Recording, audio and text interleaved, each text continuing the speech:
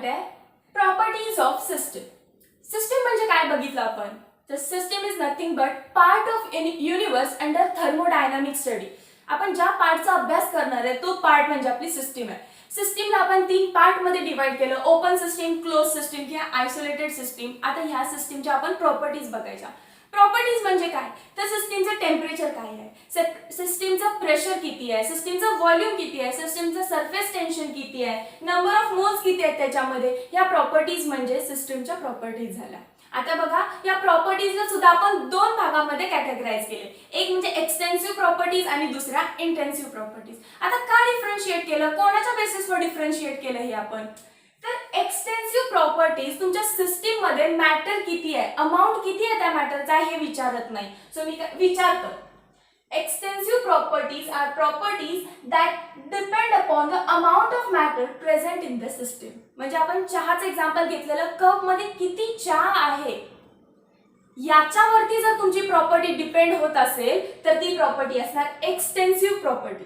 For example volume, किती matter आहे, किती चहा आहे त्याच्यावरच व्हॉल्यूम ठरणार आहे. सो व्हॉल्यूम काय झालं तुमचं एक्सटेन्सिव्ह प्रॉपर्टी. मास कशावर डिपेंड आहे, किती चहा आहे हे कळल्याशिवाय तुम्ही मास सांगू शकता का, नाही.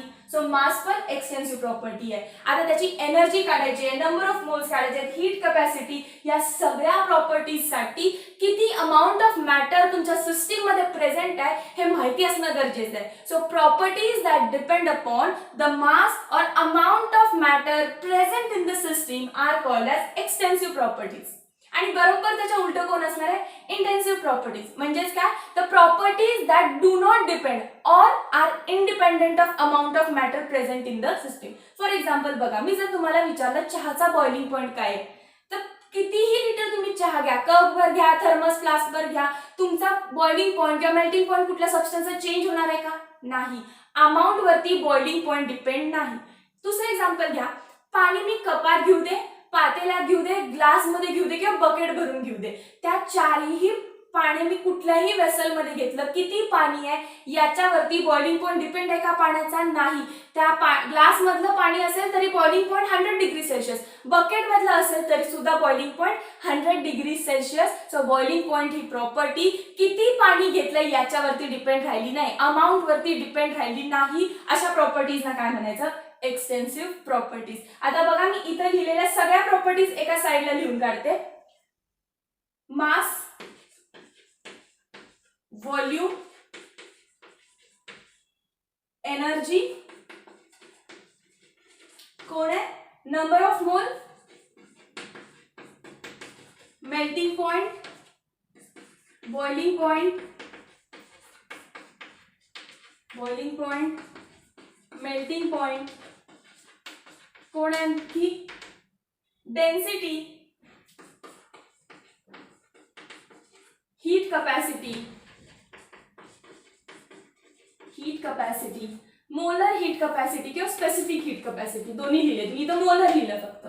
बघा असं जर तुम्हाला प्रॉपर्टीज दिल्या असतील आणि तुम्हाला विचारलं की कॅटेगराइज करा यातल्या प्रॉपर्टीज एक्सटेन्सिव्ह आहेत का इंटेन्सिव्ह आहेत, तर तुम्ही काय कराल, त्या कदाचित ह्या व्हॅल्यूज तुम्ही हे प्रॉपर्टीज तुम्ही पाठ करायला लागाल. मास, नंबर ऑफ मोल्स या एक्सटेन्सिव्ह प्रॉपर्टीज आहेत, बॉइलिंग पॉइंट, मेल्टिंग पॉइंट या इंटेन्सिव्ह प्रॉपर्टीज आहेत, पण पाठ करायची गरज नाही. मी तुम्हाला एक हिंट देते बघा, ज्या प्रॉपर्टीज तुमची सिस्टीम, हिंदीमध्येच बघू, अशा प्रॉपर्टीज की ज्या सिस्टम के बांटने से बढ़ जाती है, प्रॉपर्टीज दैट सिस्टमच्या डिवायडेशन नंतर प्रॉपर्टी पण डिवाइड होते, अशा प्रॉपर्टीजना म्हणायचं एक्सटेन्सिव्ह प्रॉपर्टी. एक्सटेन्सिव्ह प्रॉपर्टीला कसं म्हणू शकतो बघा आपण, जो प्रॉपर्टी सिस्टम के बांटने से बढ़ती है उसे एक्सटेन्सिव्ह प्रॉपर्टी कहते हैं. इथे लिहू नोट मध्ये, एक्सटेन्सिव्हला काय म्हणू शकता तुम्ही, सिस्टम के बांटने से बढ़ती है, सिस्टम के बांटने से, बांटना म्हणजे काय, डिवाइड, बांटने से बढ़ती है. स्पेलिंग्स बघून घ्या तुमचं तुम्ही, लक्षात आलं म्हणजे काय बघा. फॉर एक्झाम्पल मी एक बीकर घेतलाय, एका ग्लास मध्ये म्हणा, बीकर मध्ये म्हणा, आपण पाणी घेतलंय, ठीक आहे, पाणी घेतलंय. या पाण्याचं मास म्हणजे किती वजन आहे याचं हे कसं कळणार मला, तर मला ह्या बीकर वेइंग मशीन वरती ठेवायला लागणार. मी वेइंग मशीन वरती ठेवलं आणि मला या बीकरचं ग्रॅम मध्ये मला वेट काढायला, मी वेट काढायला, मास काढायला, किती आहे बाबा, तर 50 ग्रॅम वेट होते याचं. बरोबर आहे, 50 ग्रॅम होतं. आता मी सिस्टीमला डिवाइड करते. माझी सिस्टीम कोण आहे, पाणी. मी पाण्याचा अभ्यास करायला, सो माझी सिस्टीम पाणी आहे. पाण्याला मी दुसऱ्या ग्लासमध्ये घेते, म्हणजे इथून पाणी मी थोडंसं काय केलं, याच्यात ट्रान्सफर केलं, अगदी थोडंसं केलंय. बघा ह्याच्यात एवढं उरलं असं म्हणा, येल्लोनी दाखवते हे डार्क, आणि ह्याच्यात एवढं ऍड झालं. काय झालं असणार आहे हो, मास तिकडं ट्रान्सफर झाला असणार आहे. सिस्टीम वाटली गेली तर त्याचा मास जो प्रॉपर्टी स्टडी करत होतो ती पण वाटली गेली. म्हणजे 50 ग्रॅम राहील का इथे, नाही, इथे काहीतरी 25 ग्रॅम राहील आणि उरलेलं 25 ग्रॅम इकडे जाईल आणि टोटल दोन्ही ग्लास मधलं मिळून 50 ग्रॅम होईल. आता बरोबर आहे, तुम्ही ग्लास वाटला, तुम्ही पाणी वाटलं, म्हणजे तुमची सिस्टीम तुम्ही जेव्हा वाटली तेव्हा तुमची प्रॉपर्टी पण डिवाइड झाली. 50 होता आधी, पाणी तिकडे शिफ्ट केलं, सिस्टीम शिफ्ट केली, बघा 25 म्हणजे तुमची प्रॉपर्टी होती जी ग्रॅम म्हणजे मास, काय झालं, सिस्टीम सोबत ती पण डिवाइड झाली. सो ज्या प्रॉपर्टी सिस्टीमच्या डिवायडेशनमुळे स्वतः पण डिवाइड होतात त्या प्रॉपर्टीजना काय म्हणायचं, एक्सटेन्सिव्ह प्रॉपर्टीज. सो मास कशी आहे, एक्सटेन्सिव्ह प्रॉपर्टी. लक्षात आलं. आता मी मास न म्हणता मी काय म्हणते, 50 लिटर. लिटर म्हणजे काय, व्हॉल्यूम. लिटर मध्ये काय मोजतो आपण, व्हॉल्यूम मोजतो. आधी माझ्या बीकर मध्ये 50 लिटर पाणी होतं. आता मी काय घेतलं, दुसरा बीकर घेतला, माझी सिस्टीम शिफ्ट केली, मी बाटली मी तिकडे वाटून घेतली. काय होणार, 25 ml इकडे किंवा काहीतरी कमी होईल. मी अर्ध जर ओतलं असेल इकडे तर 25 ml इकडे राहील, 25 लिटर इकडे जाईल, 25 लिटर इकडे राहील, 25 लिटर इकडे जाईल. बरोबर आहे, 50 होतं, जर मी शिफ्ट केलं इकडच्या बीकर मध्ये काय होईल, इकडे काहीतरी 50 लिटर 25 लिटर उरेल आणि इकडे 25. बघा सिस्टीमला जेव्हा तुम्ही ट्रान्सफर केलं तेव्हा तुमची प्रॉपर्टी पण डिवाइड झाली. सो अशा प्रॉपर्टीज काय असणार आहे, एक्सटेन्सिव्ह प्रॉपर्टी. सो व्हॉल्यूम सुद्धा एक्सटेन्सिव्ह प्रॉपर्टी आहे. बरोबर आहे. आता एक काम करूया, एनर्जी बघूया. मी काहीतरी दुसरं एक्झाम्पल घेते आता. ठीक आहे, एनर्जीचं एक्झाम्पल बघा.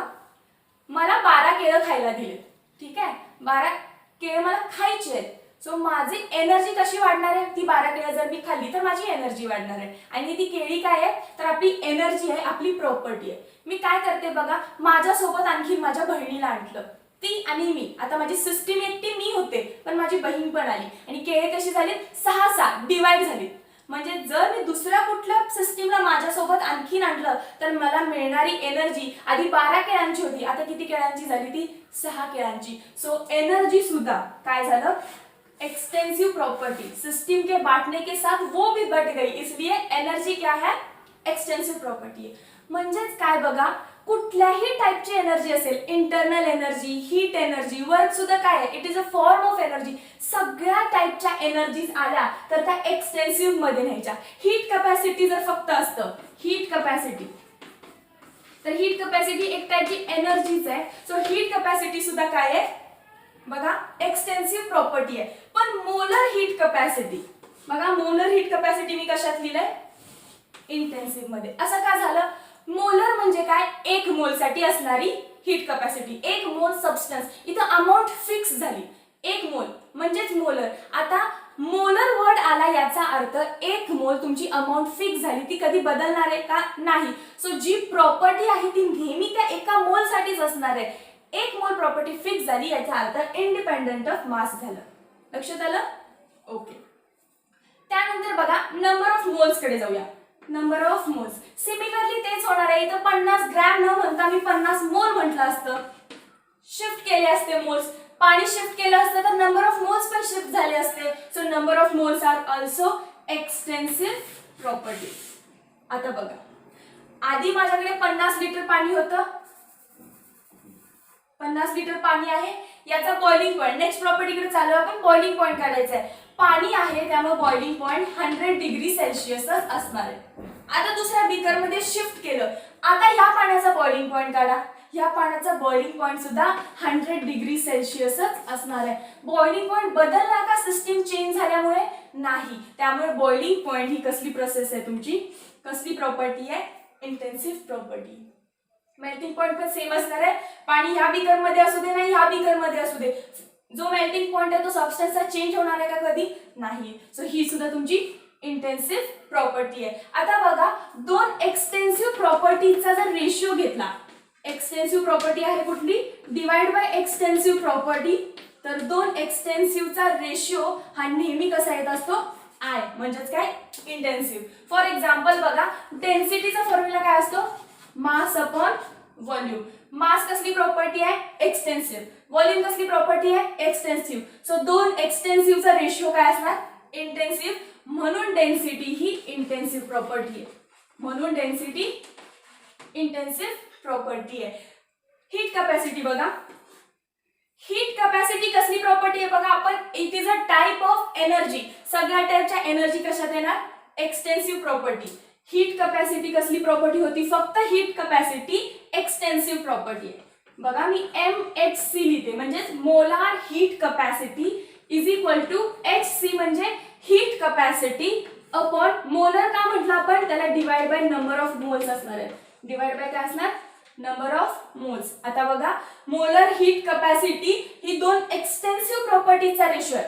फक्त हीट कॅपॅसिटी कोण आहे?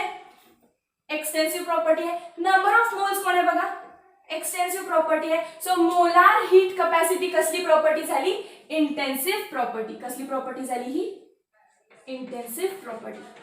मोलार वर्ड येऊ दे किंवा specific heat capacity, specific word जर तुमच्या प्रॉपर्टीच्या आधी लागत असेल, सगळ्या मोलार प्रॉपर्टीज, सगळ्या स्पेसिफिक प्रॉपर्टीज काय असणार आहेत? इंटेन्सिव्ह. लक्षात आलं तुम्हाला एक्सटेन्सिव्ह आणि इंटेन्सिव्हचा पार्ट? ओके, जॉईन करा नेक्स्ट पार्ट मध्ये, की ज्यामध्ये आपण सगळ्यात इम्पॉर्टंट पॉइंट म्हणजे पाथ फंक्शन आणि स्टेट फंक्शन म्हणजे काय, आणि त्यासोबत प्रोसेस म्हणजे काय. एखादी रिॲक्शन होते, एखादी प्रोसेस होते, तर ती प्रोसेस होते म्हणजे नेमकं काय होतं हे बघायचं आपल्याला. Okay, thank you so much.